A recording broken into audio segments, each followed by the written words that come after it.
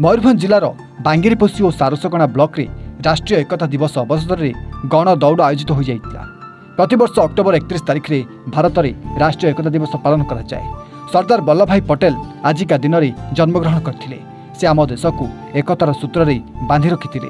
तेणु तांको स्मृति रे ए दिनटी राष्ट्रीय एकता दिवस भाव में घोषणा होईछि।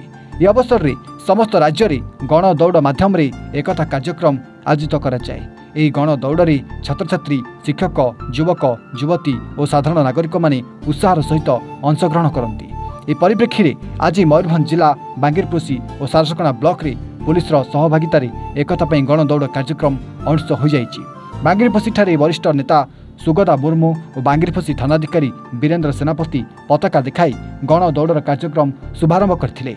व्यापक पुलिस व्यवस्था भितर छात्र छात्री और स्थानीय बीजेपी कर्मकर्ता तथा स्थानीय विभिन्न अनुष्ठान कर्मकर्ता ए दौड़ में सामिल होते।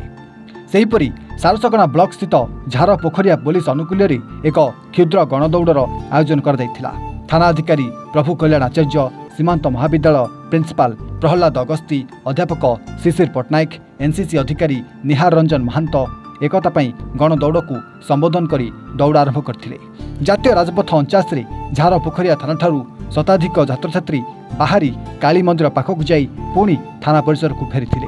समस्ते जातीय एकता जिंदाबाद और भारत माता की जय ध्वनि सहित दौड़ा आरंभ करथिले। परिशेष थाना परिसर में थानाधिकारी अनुरोध क्रमे उपस्थित भद्र मंडली जातीय एकता दिवस उपर निजर मत प्रकाश करथिले। ए क्षुद्र गणदौड़ पुलिस द्वारा सुरक्षा व्यवस्था कर जाइथिला। आज जातीय एकता दिवस उपलक्षे सीमांत महाविद्यालय अध्यक्ष निर्देश क्रमे आम जो आयोजन करा गण दौड़ झारपोखरिया थाना अधिकारी प्रभु सार निर्देश क्रमे आम समस्ते सम्मिलन होइथिलु।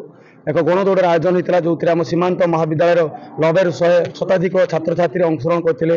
एनएसएस विभाग हो, एनसीसी विभाग हो, वाईआरसी विभाग समस्त विभाग छात्र छात्री मैंने आज जातीय एकता दिवस उपलक्षे गण दौड़ में सामिल होते। यह हूँ आम भारत को एकता डोर बांधि होगापी जो एक बहुत सुंदर पदक्षेप सरकार द्वारा निम जो सामिल होती जो आह्वान क्रमे झारपोखरिया थाना अधिकारी प्रभु सार निर्देश क्रमे आम सब आसलु ए गण दौड़ सामिल होलु और निजक आज गर्व अनुभव करते दौड़ सामिल कर प्रभु सार जो आमको सुजोग देते आम पिला माने आज जानवर सुजोग पाइबा दौड़े जातीय एकता तेणु समस्त को आम अधिकारी थाना अधिकारी को प्रभु सार को बहुत धन्यवाद और प्रहलाद अगस्ती सर अध्यक्ष सीमांत महाविद्यालय बहुत धन्यवाद जे आम मान सामिल कर सुजोग देते जातीय एकता उद्देश्य जो आम आज सामिल होती निश्चित आम आज गर्व अनुभव करते बहुत धन्यवाद आमको सुजोग देते सामिल कर समस्त को धन्यवाद।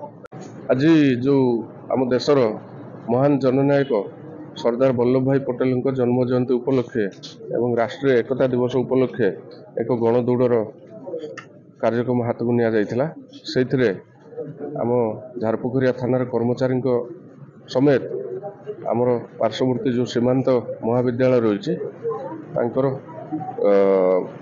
जो जी टीचिंग फैकल्टी रही तन्मध्य किसी एवं पाखापाखि 80 ରୁ 90 छात्र छात्री एनसीसी विभाग जो मैंने अंशग्रहण कर समस्ते सम्मिलित हो गण दौड़ में अंशग्रहण करते।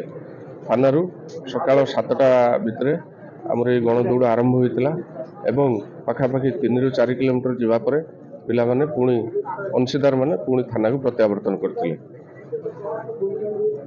आज जो सरदार वल्लभ भाई पटेल जन्म अवसर में झारपोखरिया थाना अधिकारी जो आज रन फॉर यूनिटी ऑर्गेनाइज करते आम एठे पार्टिसिपेट करूँ दौड़िलु आम बहुत ही मजा लगिला आ बहुत ही प्राउड फील है कि आज सरदार वल्लभ भाई पटेल जन्म अवसर में यही भाया कार्यक्रम ऑर्गेनाइज करछंती।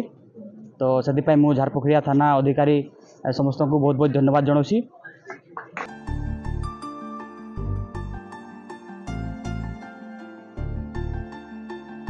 मयूरभंज मलय नायक रिपोर्ट, A1 ओडिशा।